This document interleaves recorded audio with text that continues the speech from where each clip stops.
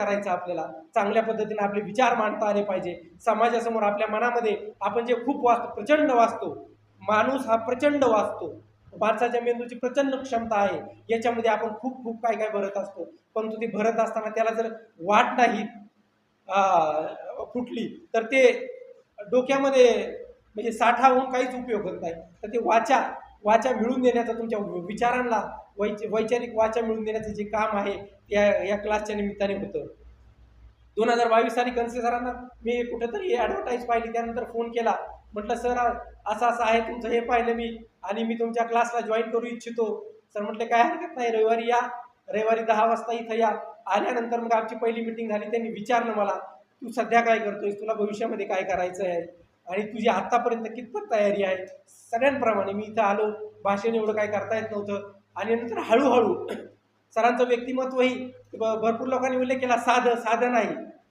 Sir ज्यावेळी खाली चेअरवर बसलेले असतात, इकडे तिकडे असतात, त्यावेळी कदाचित ते तुम्हाला साधे वाटतील, पण ज्यावेळी ते स्टेजवर येतात, स्टेजचा ताबा घेतात, त्यांची ओघवतीची भाषा आहे, वक्तृत्व कला आहे, उंचावरून वाहणारा धबधबा ज्याप्रमाणे प्रचंड स्पीडनं आणि प्रचंड ताकदीनं ज्यावेळी जमिनीवर आदळतो त्या आणि असे तुषार उडतात, त्याप्रमाणे शहरांची ओघवती वक्तृत्व कला आहे.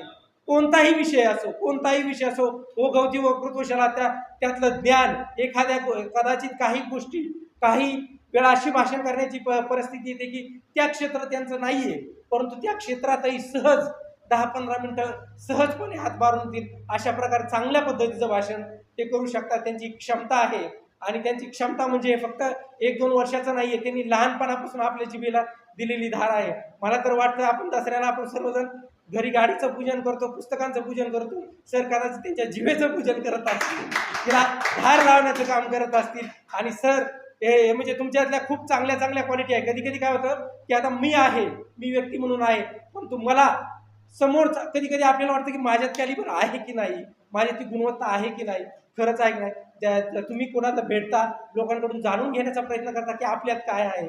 आणि तसं म्हणजे आता आम्हाला सरांच्या माध्यमातून आमच्यात काय पोटेन्शियल आहे ते कळलं, आम्ही त्याप्रमाणे करतोय.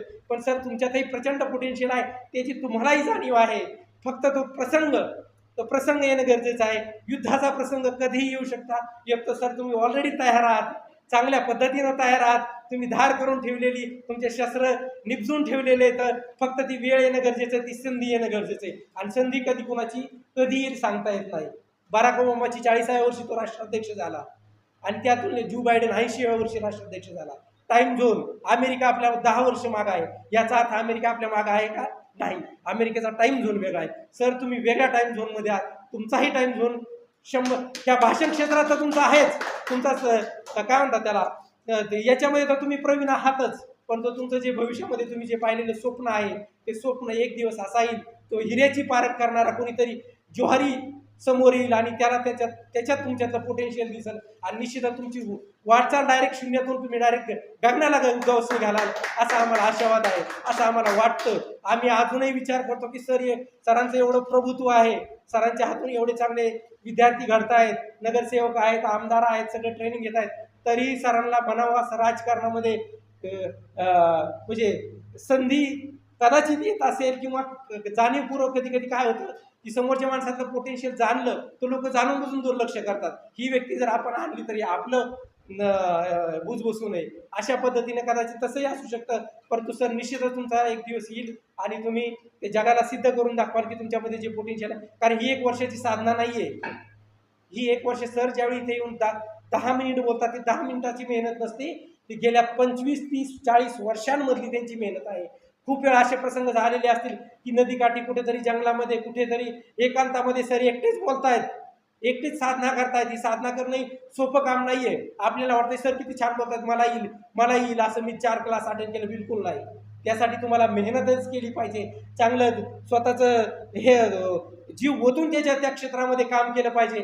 आम्ही आणि सरांची कन्सिस्टन्सी, सरांच्या आता गुणांबद्दल बोलतो मी, जास्त डायव्हर्ट होणार नाही, बोलण्यासारख्या खूप गोष्टी, पण सरांमधला सर्वात चांगला मी तर म्हणेन भाषणापेक्षाही सगळ्यात चांगला गुण कोणता असेल तर कन्सिस्टन्सी, सातत्य.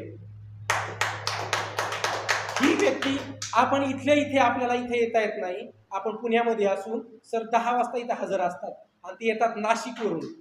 नाशिकवरून येतात. नाशिकमधून यायला 2-2.5 तासांचा प्रवास आहे. इथे ही व्यक्ती 10 वाजता असते आणि जातात 2:30-3 वाजता.